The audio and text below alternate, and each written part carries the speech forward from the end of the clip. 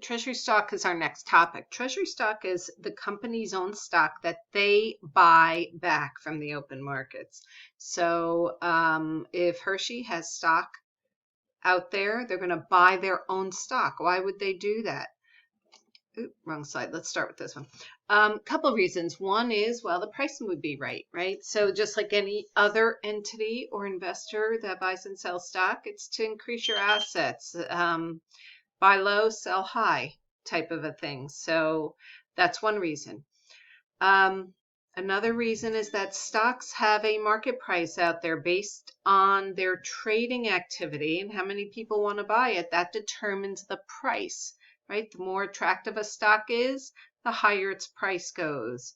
So the more stock that's out there or the less stock that's out there, so from a supply and demand standpoint, you're going to drive up the price that way. So it's a good way to sort of control or to help move along the price of your stock, and it's perfectly legal.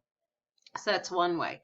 Another item or another thing that happens with stock a lot, if there's a suspicion that stock is going to be bought up by a competitor or somebody who wants to take over your company, they do that by getting, a larger majority share of your stock. So you can prevent that by reacquiring some of your own stock.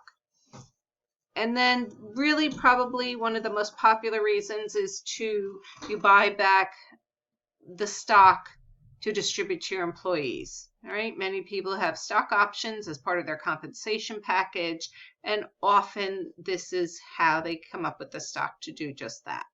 So those are the reasons for treasury stock. Here's some facts about treasury stock that you should know. It is a debit balance, a normal debit balance. Everything else we've looked at, common stock, paid in capital in excess of par, preferred stock, all those accounts within equity have a normal credit balance. Treasury stock has a normal debit balance. The treasury stock, what else you need to know? Treasury stock is recorded at cost. We don't talk about par value in treasury. That's an exception for one of our when we have stock transactions for treasury, you don't refer to par. And you're going to see it in the balance sheet in the stockholders' equity section. It's going to be listed beneath the retained earnings. And the reason for that is it's going to be highlighted a little. The last item there. So it'll stand out just a little bit more. Let's look at some examples. On March 31st, Smart Touch Learning buys 1,000 shares of common stock, their own stock back. So Smart Touch Learning stock was out there on the market. They buy their own stock. They paid $5 a share. So it's going to look like this. We're going to debit treasury stock at the price we paid for it times the number of shares. So $5 times 1,000 shares, and we're going to credit cash because we certainly have to pay cash for it. Right? Now, what happens when you're done with that stock or you decide you want to put it back into the market? If we sell 100 of those shares on April 1st for $5 each, right, we are going to debit cash for 100 times 5, and we're going to credit treasury stock for 100 times 5. So the important point here, where if we are selling it for the price we acquired it for, right, we acquired it for 5 and we're selling it for 5, this is a simple 2-account entry. Debit cash, credit treasury stock. What if, however, we sell it for more than what we bought it for? So let's say those shares we bought back originally for $5 each. Now we're going to sell 200 of them for $6 each. All right, remembering that we originally paid $5. So our cash we're going to get is $6 times 200 shares for a debit to cash of $1,200. We're going to credit treasury stock for the original price we paid when we reacquired it. That's the $5. There's no par value taken into account here. It is only the price we paid. So 200 times our original price of 5 is 1,000. We have down here a paid in capital from treasury stock, which is the amount the difference between the amount we are reselling the stock for and the amount we originally purchased it for. So $6 is our sales price minus the original $5 we bought it for. This paid in capital for treasury stock is $1. 6 minus 5 times $200 a share.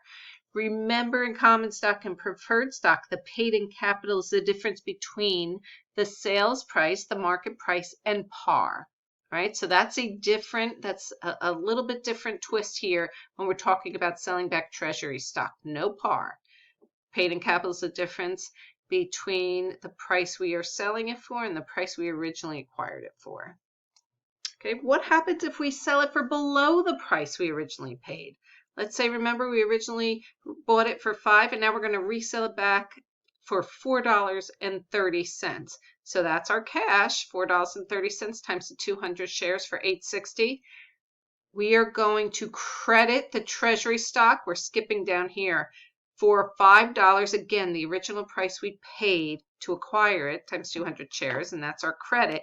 The difference between the $8.60, the money we're actually receiving, and the amount we originally paid, that $1.40, it's a debit to paid in capital. All right, so that's 70 cents a share right here is going to be that plug item. And here's our final look at stockholders' equity. Here's our paid in capital section, which we concentrated on today. We have preferred stock, paid in capital in excess of par for preferred, common stock, paid in capital in excess of par for common. This is our total paid in capital. Here's our retained earnings. And as promised, treasury stock down here is in brackets because it has a normal debit balance, like a contra equity account. All right, we still have a little more to discuss in this chapter, so I'm going to stop the screen.